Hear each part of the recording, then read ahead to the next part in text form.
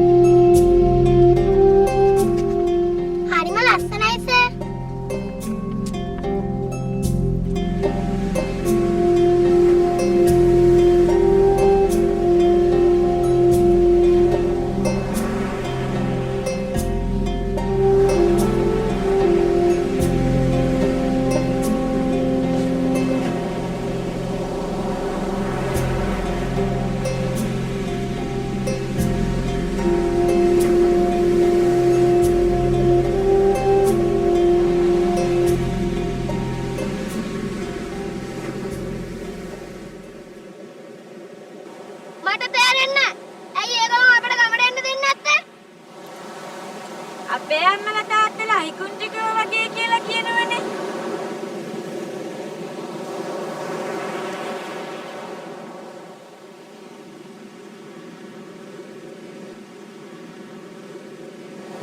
තැන ඇවිදලා මෙහාට කඩාපාත් වුණා කියලා ගමේ උදවිය කියන්නේ. කොහොම වුණත් කුලී වැඩ කරලා හරි අපේ ජීවත් කරන අපේ අම්මලා තාත්තලා නරකයි නෙමෙයි. ගමේ අයනේ අපිට නරක විදියට සලකන්නේ. මාර වැඩේනේ. මන් දුවගෙන යද්දී මගේ අතේ තිබුණ ඒවා වැටිලා. අපරාධ. අද බඩකින්නේ තමයි ඉන්න වෙන්නේ. කිසි දෙයක් විකුණ ගන්න බැරි වුණා. අත්තම්මා කිව්වා අද උයන්න පැලේ කිසිම දෙයක් නැහැ කියලා.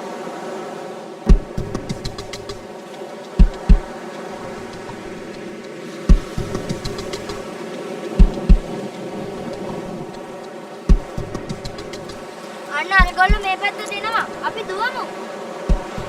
බය මාරු වෙලා ගිහින් හරියන්නේ නැහැ. මේ මුතුරල් වගේ බය නැතු ඉස්සරහට ගිහින් කතා කරමු.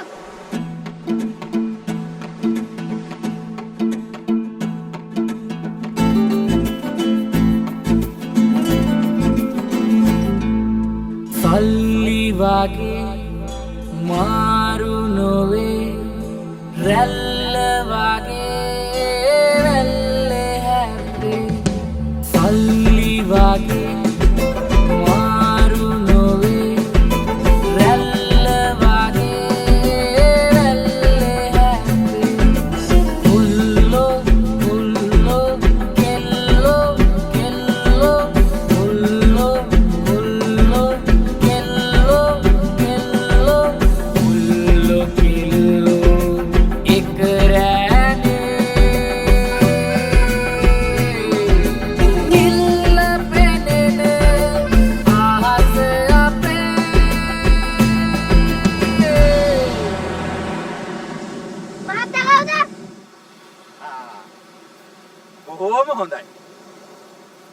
මේගොල්ලෝ දක්ෂ ළමයි විතරක් නෙවෙයි. බය නැතුව කතා කරන්න පුළුවන් ළමයි. මේ අපේ ඉස්කෝලේ චිත්‍ර සර් කියලා කතා කරන්න. නෑ. පුතාලා කැමති විදිහට මට කතා කරන්න. අපිට ඕන පුතාලාව අඳුර ගන්න. අපේ සර්ට ඔයාලව අඳුර ගන්න ඕනෙලු. ඇයි? ඔයාලට මේගොල්ලෝ අඳුර ගන්න ඕනේ නැද්ද? මේගොල්ලොත් ඔයාලා වගේ දක්ෂ ළමයි. අඳුර ගන්න. මෙයාලා දක්ෂ වෙන්න නම් පුළුවන් සර්. ඒ වුණාට ඇයි මොකද ඒ උනාට කියලා නැත්නම් දැක්ක නේද සර් මෙයාලගේ තියෙන නපුරුකම නෑ පුතේ. නපුරුකම්, ගුණවත්කම් ඒවා අඩු වැඩි වශයෙන් අපි හැමෝම ළඟ තියෙනවා. අපි මේගොල්ලොන්ටත් කතා කරන්න දීලා බලමුකෝ. සර් ඔය සර්ගේ අතේ තියෙන එක මගේ. මන් දන්නවා පුතේ. ඔයාද මේක හැදුවේ? ඔව් සර්. මගේ යාළුවන්ටත් පුළුවන් ඔය වගේ එක එක ඒවා ගන්න. ඕවා සත පහකට වැඩක් නැහැ කියලා ගම්මු නම් කියන්නේ. සුද්ද නම් කැමති. ඒත් අපිට මේ පැත්තට යන්න දෙන්නේ නැහනේ. ඒ කියන්නේ ඔයගොල්ලෝ මේවා විකුණනවා? ඔව් සර්. ඒ සල්ලි මෙයාලගේ අම්මලා තාත්තලා කාලා බීලා විනාශ කරලා දානවලු. ඒ බොරු සර් අපිව ඉස්කෝලේටවත් ගත්තේ නැති නිසායි මේව හදන්න පුරුදුනේ. ගෙදර වියදම් වලට උදව් කරන්න හිතුන නිසා. කවුද ඔයගොල්ලෝ ඉස්කෝලේට ගත්තේ නැත්තේ? ඔයගොල්ලෝ හෙට මෙන්න. මම බලා ගන්න. අපෝ සර් අපේ අම්මලා තාත්තලා මොනවා කරයිද දන්නේ ඇයි? මේගොල්ලොත් ඔයගොල්ලෝ වගේ ළමයි. අපේ අම්මලා තාත්තලා කියන්නේ මෙයාලා ළමයි නෙමෙයි කියලා. සර්වත් අපිට නැති වෙන වැඩක් මේක.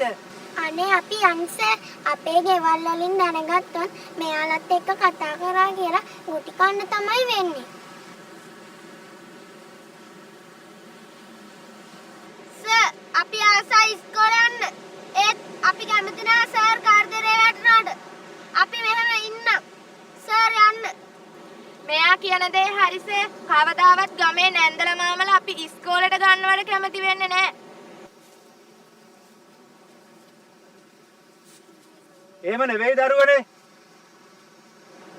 ඔයගොල්ලෝගේ අම්මලා තාත්තලා මේ ගමේ අය දැනගත්තොත් මේගොල්ලොත් ඕගොල්ලෝ වගේ දක්ෂ ළමයි කියලා ඒගොල්ලෝ ඉස්කෝලේට ගන්න කැමති වෙයි. අපි කොහොමද සර් ඒක කරන්නේ? මේ වැඩේට ඕගොල්ලෝ කවුරුත් උදව් වෙන්නේ නැද්ද මට? සර් කොහොම ඉන්න මම එනවා. සර් මමත් එනවා.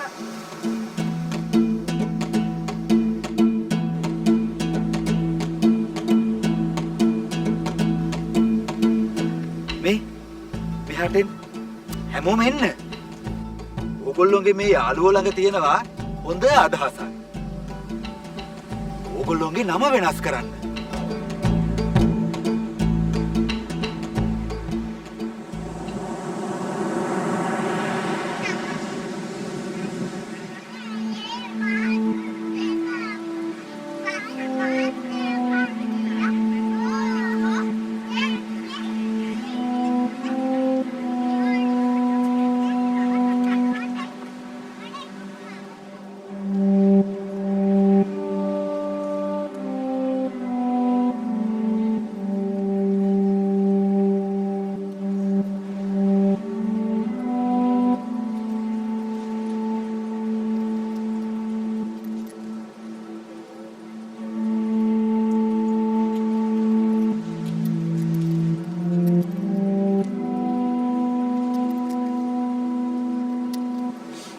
අපේ තාත්තා අපිට නැතුනේ බීම හන්දා.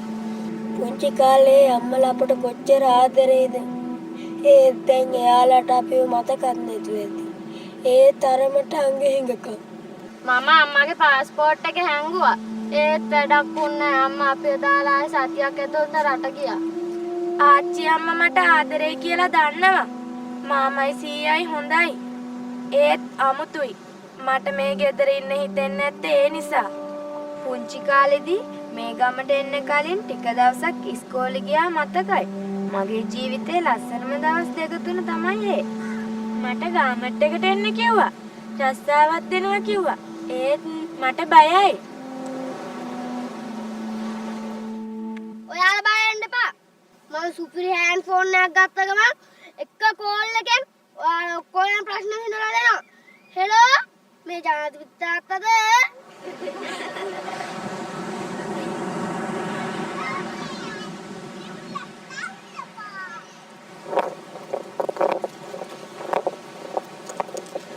අත්තම්මේ අපි ඉස්කෝලේ යනවා. අනේ වාසනාවයි. මේ ගමේ ලොකු ඇත්තෝ ඔයාලව ඉස්කෝලේට බාර ගන්නවා කිව්වද? තාම නෑ අත්තම්මේ. හෙට අනිද්දාම කැමති වෙයි. මයි පුතාලා හොඳට ඉගෙනගෙන අනුන්ට කුලි වැඩ නොකර හොඳ නෝනවරු මාතුරු වෙන්න ඕන හොඳේ. අත්තම්මගේ දුවල පුතාලා ඉගෙන ගන්නවාමයි. හොඳ ඉනිස් විතරක් නෙමෙයි අත්තම්මේ ලොකු මිනිස්සුත් වෙනවා.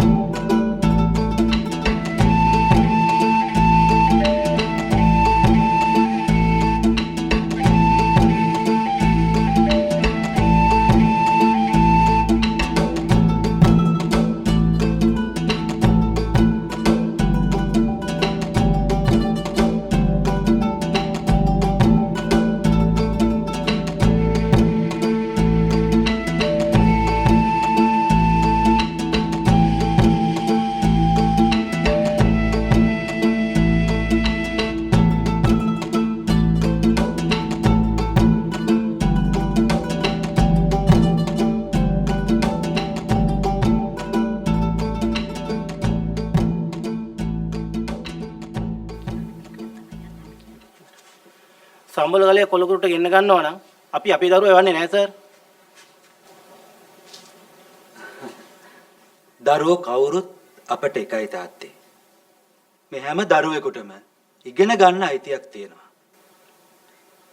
ඒක වෙන්න පුළුවන් සර්. ඒත් මේ ගමේ හැමෝම එහෙම හිතන්නේ නෑ නේ සර්.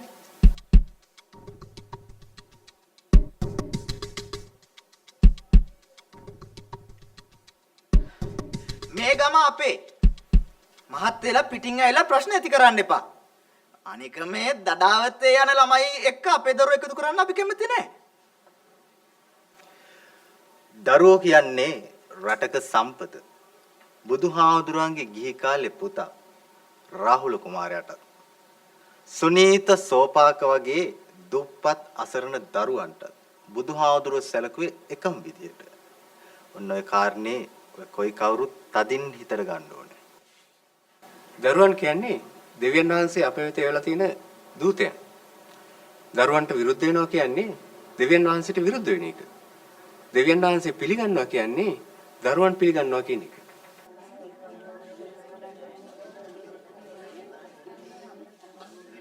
හොඳයි අමලා තාත්තලා පොඩ්ඩක් නිශ්ශබ්ද වෙන්න. පිරිසුදු හිතක් තියෙන පුංචි දරුවන්ට සමගියෙන් ඉන්න අපි උගන්වන්න ඕනේ. වැඩිහිටියන්ගේ යුතුයකම ඒකයි. ලොකු සර්ෂරි. එතනයි ශාමයේ තියෙන්නේ.